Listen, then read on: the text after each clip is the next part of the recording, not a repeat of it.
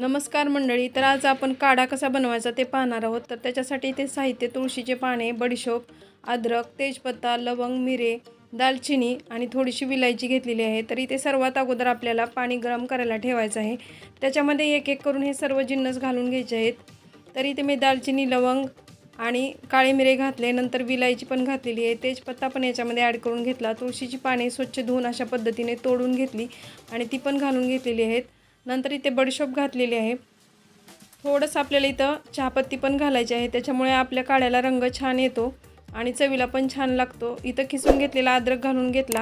आता याला चव छान यावी यासाठी याच्यामध्ये गूळ घातलेला आहे आणि सर्वात शेवटी इथे आपल्याला चिमूटभर हळद घालायची आहे. तर हा काढा सर्दी, खोकला, कफ यावरती बहुगुणकारी असा आहे. तुम्ही एकदा अशा पद्धतीने काढा बनवून पहा. तर इथे काढा बनवून झालेला आहे आणि अशा पद्धतीने मी सर्व केलेला आहे. रेसिपी आवडली असेल तर लाईक, शेअर आणि सबस्क्राईब